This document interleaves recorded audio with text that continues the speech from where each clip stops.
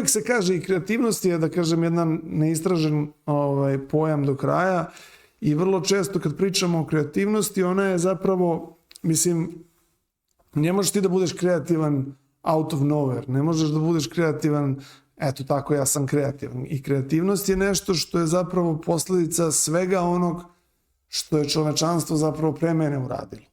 Nekog mog znanja, nekih mojih... Jim Jarmusch ima fantastičan citat na tu temu i kaže originality is non-existent. Jer mi u principu nikad nismo potpuno originalni. Mi smo zapravo kompilacija svega što smo do sada doživjeli, vidjeli, čuli i tako dalje, pa smo ga na neki način uklopili, tako da u tom smislu dosta smo slični sa veštačkom inteligencijom. Ali opet to radimo kvalitativno dosta bolje. Znaš, i recimo ako bih pričao o tome,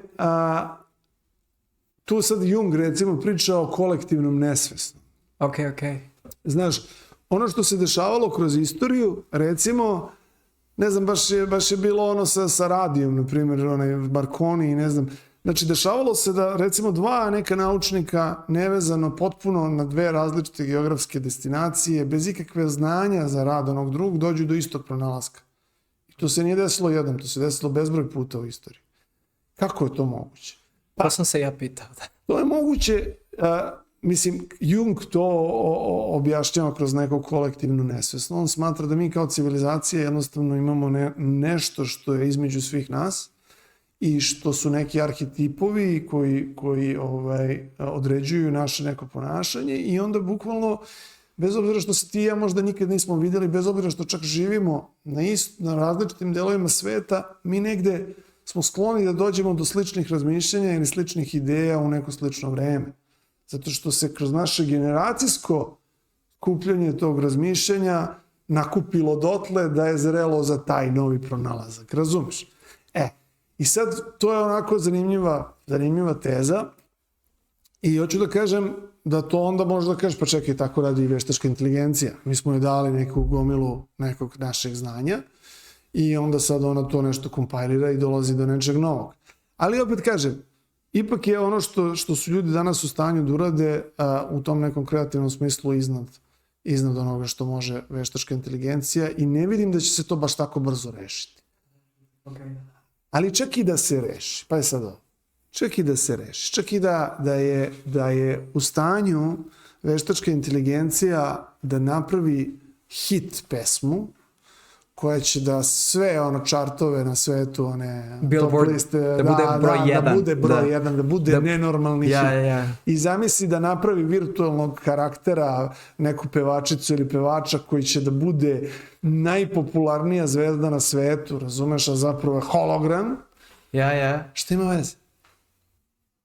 To je sve kultura. To je sve pop kultura. Ja ću da gledam i toga, a gledat ću i ovo nekog, ne znam, sad ne znam šta je trenutno, koji je band trenutno popularan. Danas je popularno, na primjer, ja sam pre 5 godina govorio da će Bad Bunny da odskače, svi su mi rekli aha, i sad je broj 1, tako da, I Bad Bunny je jedan primjer, ali to će sigurno da odskače. Kažem Bad Bunny zato što, na primjer, su napravili jedan Čilijanac producent je napravio jednu pesmu, uzeo AI, on je pevao, a AI je samo zamenila je glas, a on je samo pevao sa sličnim fazonom kako peva Bad Bunny, zamenio glas na Bad Bunny. To je bio takav hit. Nemam sad klip ovdje da vam pokažem, ali kačio sam na Instagramu, gde je završio je na stadijum i otišao na, ne znam, ali na 2 miliona pregleda. Znači, nešto nenormalno. Naravno, da li je Sony Music ili ne znam šta još, oni su se uplašili, Bad Bunny se naljutio, on je otprilike TikTok izbrisao, rekao je vi niste normalni koji slušate ovu pesmu, znači naljutio se. I ja gledam i kažem, ljudi, a što se ljutite?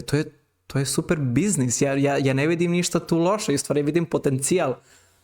Ali to se desilo, znači to je već isto moguće. Zato sam uzeo taj primjer. Vidi, 80. godina, ako se ne varam, ili 90. kad su bili Mili Vanili?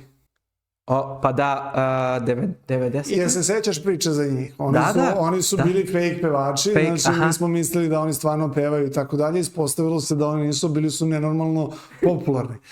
Meni je to okej. Da, ja ne vidim ništa Ja ne vidim loše. nikakav problem s tim. Tako isto ne vidim sutra problem ni sa tim.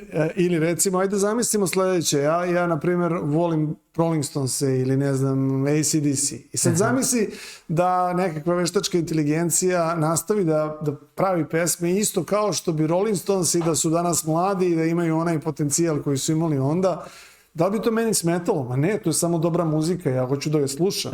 Tako da ja nemam nikakav problem sa tim, na kraju krajeva mislim da tu će da postoji neka koegzistencija u kreativnosti ljudi i nekoj poluveštačkoj ili potpuno veštačkoj kreativnosti koja će ta neka, na kraju krajeva to je sve entertainment. Razumem. Je skroz sve jedno da li je to nastalo kao posledica robota ili je nastalo kao kompjutera, robota, šta god, ili je nastalo kao posljedica nekog pravog autora. Kvalitet toga koji dobijemo na kraju, ako je dobar, to je jedino što je važno, je li tako? Da. Pa verovatno će biti i jednog i drugog.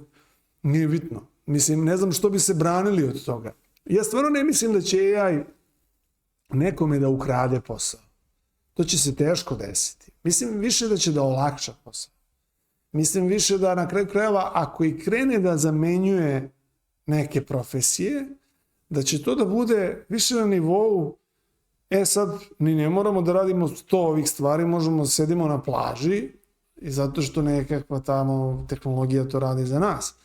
A ne da ćemo mi sad da budemo jadni bez posla zato što je tehnologija uzela da radi taj naš posao. Pa ne, to je napredak čovečanstva. Možda ćemo doći do toga da je dovoljno da radimo kao ljudi 2 sata dnevno. Zato što sve je ostalo drugo automatizovano. Nema potrebe da radimo bilo šta drugo. To je fantastično, zašto to ne bi bilo loše. Tako da hoću da kažem, ljudi se boje toga, ali ja mislim da je taj strah u principu, jedini strah gde ja imam jeste da neko to ne iskoristi, ali opet čovek, za svoje, ajde da kažem, zle ciljeve.